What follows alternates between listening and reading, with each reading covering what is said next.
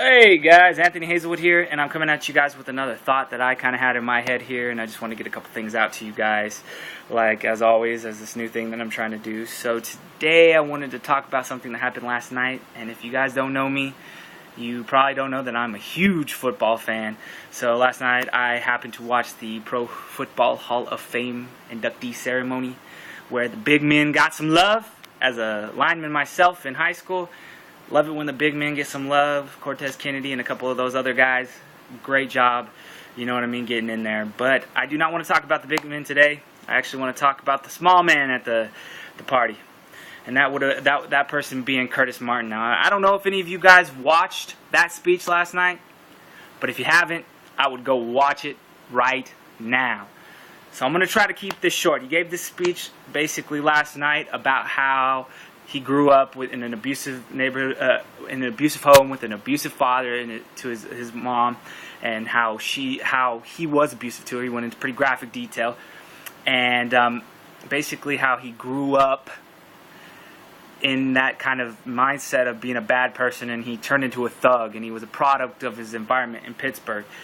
And eventually how it just got to a point where people in his life told him to go to football, and he didn't necessarily want to go to football. And this is, I think, the biggest thing that he did. He showed some real guts by saying he was not a fan of football.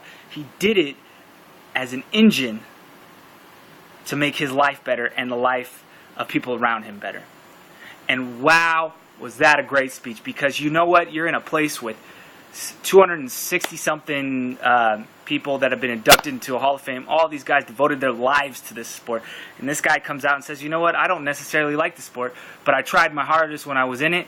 And you know what, I've eventually found a love for it because it was an engine to making me a man. What a message to send out, especially with all the things that are going on in the NFL right now. And this really says something towards the mindset that these players should be adopting, like him, because he got himself out of a situation and he didn't go back to that thug life. He went and found God. Now I want to know why people like Plexico Burress, Elvis Dumerville, and all these other people that go out and get DUIs and get themselves arrested, what they're thinking. They're squandering an opportunity. There's only 32 teams, 50-something players on each team that actually make the active roster. There are only 1,000 jobs, probably, I'm going to say, on a professional football team to be a player. Okay, then that's just a rough guesstimate, guys.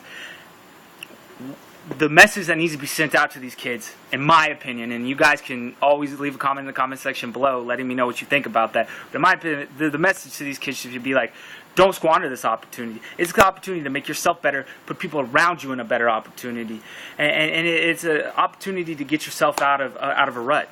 You know what I mean? Out of a situation that you don't necessarily want to be into. But it also shows that with hard work, like he did, you can get yourself out of any situation. And great message, great overall message, guys, that Curtis Martin was sending yesterday through his speech.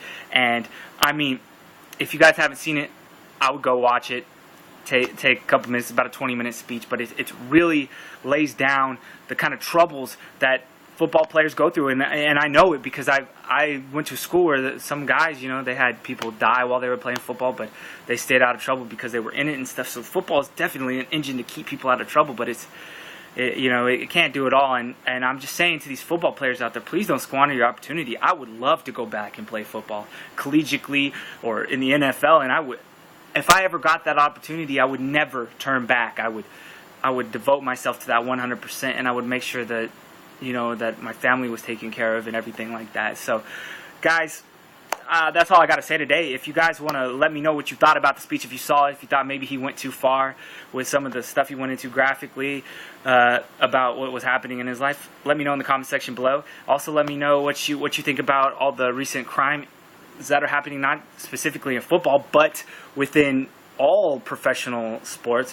What do you think about these guys that are getting into trouble, getting DUIs and stuff like that? Let me know in the comment section below. You can also let me know on Facebook, Twitter, or even the space. My name is Anthony Hazelwood. You know I'm up to no good. You're amazing. And yes, I'm talking to you.